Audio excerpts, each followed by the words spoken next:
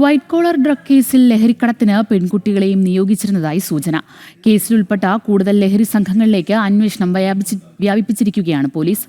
അറസ്റ്റിലായ കെവിൻ മാത്യുവിന്റെ കൂട്ടാളി മുഹമ്മദ് സാദിഖിൽ നിന്നാണ് മറ്റ് ലഹരി സംഘങ്ങളെക്കുറിച്ചുള്ള സൂചനകൾ ലഭിച്ചത്. സാദിഖിന്റെ സാമ്പത്തിക ഇടപാടുകളിലും അന്വേഷണമുണ്ട്.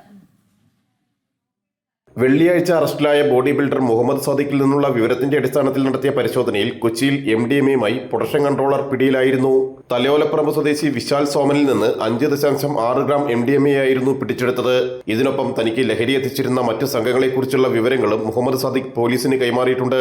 പ്രൊഫഷണലുകൾ ഉൾപ്പെട്ട വൈറ്റ് കോളർ ഡ്രഗ് പാർട്ടി കേസിൽ ലഹരിക്കടത്തിന് പെൺകുട്ടികളെയും നിയോഗിച്ചതായാണ് സൂചന. ഇത് സംബന്ധിച്ചും വിശദമായ അന്വേഷണം നടക്കുന്നുണ്ട്. ഇടപാടുകളിലും കൂടുതൽ വ്യക്തത തേടുകയാണ് പോലീസ്. കഴിഞ്ഞ ദിവസങ്ങളിൽ മാത്രം പ്രതിയുടെ അക്കൗണ്ട് വഴി 12 ലക്ഷത്തിന്റെ ഇടപാട് നടന്നിട്ടുണ്ട്. സാദിഖിനെ കസ്റ്റഡിയിൽ വാങ്ങി വിശദമായി ചോദ്യം ചെയ്യും.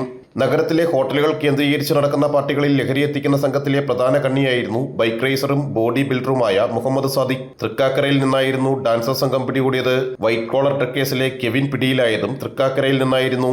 കടവന്ത്രയിലെ ആഡംബര ഹോട്ടലിൽ നിന്ന് ലഹരി മരുന്നുകളുമായി കഴിഞ്ഞ മാർച്ച് 28-നാണ് 8 പേർ പിടിയിലായത്. ജനം, കൊച്ചി.